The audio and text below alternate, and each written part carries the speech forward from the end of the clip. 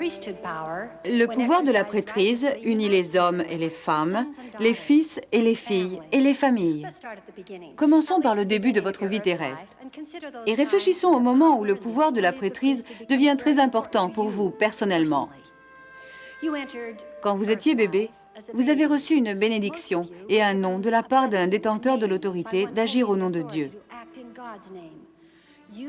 Votre nom a été inscrit sur les registres de l'Église.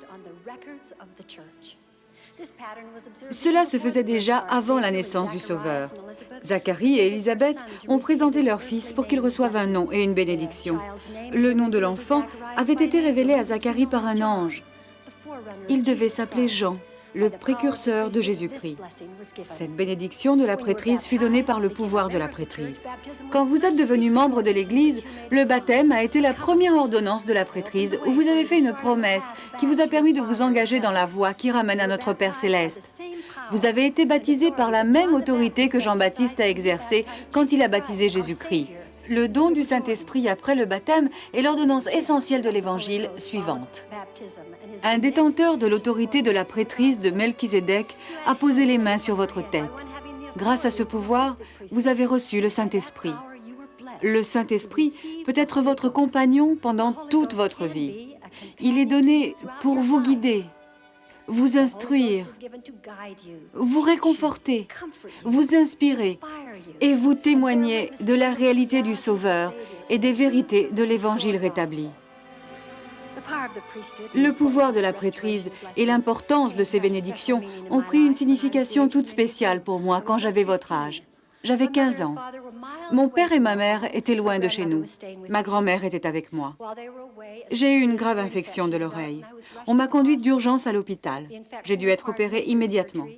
Après l'opération, j'ai entendu un docteur dire à une infirmière que mon oreille avait été si endommagée que je ne retrouverais jamais l'ouïe ni l'équilibre. Quand mes parents sont arrivés et ont compris la gravité de la situation, ils n'ont pas hésité. Mon père et un autre détenteur de la prêtrise de Melchizedek, investis de l'autorité d'agir au nom de Dieu, m'ont donné une bénédiction avec de l'huile consacrée par la prêtrise pour la guérison des malades. Mon père a posé les mains sur ma tête rasée et m'a donné une bénédiction. Ma mère a mis mon nom sur la liste de prières du temple d'Alberta, où les personnes présentes exerceraient leur foi en priant pour moi. Le moment venu, grâce à leurs prières, à la foi et au pouvoir de la prêtrise, j'ai été complètement guéri. En tant que membre de l'Église, avez-vous ressenti le pouvoir de la prêtrise dans les bénédictions qui vous ont été données? Avez-vous reçu une bénédiction paternelle? Avez-vous demandé à votre Père de vous donner une bénédiction dans les moments de besoin particuliers? Par exemple, au début de l'année scolaire ou dans les moments de découragement, quand vous avez de lourdes responsabilités, quand vous avez du mal à comprendre ou que vous subissez des tentations. Il y a des moments où vous pouvez recevoir la force dont vous avez besoin. Et en l'absence de votre Père, vous pouvez demander à vos instructeurs au foyer, à l'évêque ou à un ami intime qui a été ordonné, d'agir au nom de Dieu. Je sais que ces bénédictions peuvent vous apporter beaucoup de réconfort. En tant que membre de l'Église, vous avez le droit de recevoir une autre bénédiction de la prêtrise, la bénédiction patriarcale. Elle vous est donnée à votre demande par un patriarche ordonné de Dieu à cet appel. La bénédiction patriarcale peut vous servir de guide. Elle contient des promesses qui dépendent de votre obéissance au commandement. J'ai lu ma bénédiction des centaines de fois. Elle m'a réconfortée et m'a guidée. Grâce à l'autorité de la prêtrise, votre bénédiction de la prêtrise pourra vous guider et vous aider toute votre vie.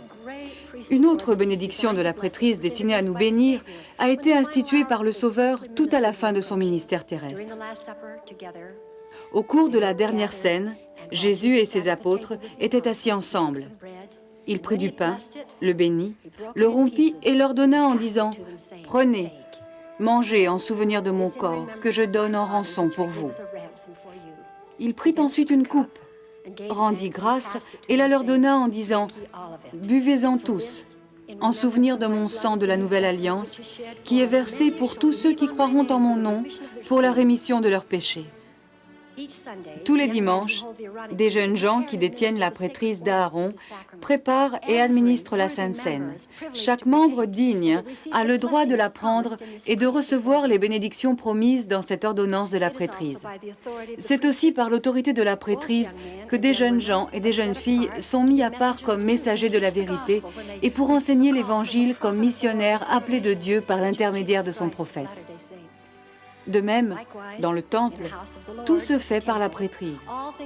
Dans le temple, les hommes et les femmes reçoivent leur dotation et font des alliances sacrées de la prêtrise qui s'accompagnent de promesses et de bénédictions. Un jour, tous les jeunes gens et les jeunes filles justes auront la possibilité, si ce n'est ici-bas, dans l'éternité, d'avoir un mariage céleste et une famille éternelle. Les plus grandes bénédictions de la prêtrise ne sont conférées à un homme et à une femme ensemble que dans le temple.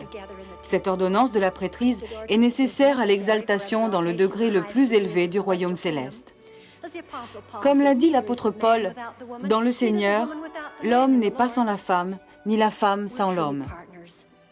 Nous sommes vraiment partenaires dans les bénédictions de la prêtrise. Nous nous unissons et nous nous réjouissons ensemble en nous rappelant les bénédictions que nous recevons tous grâce à la prêtrise. C'est un pouvoir qui nous bénit chaque jour et nous prépare pour l'éternité.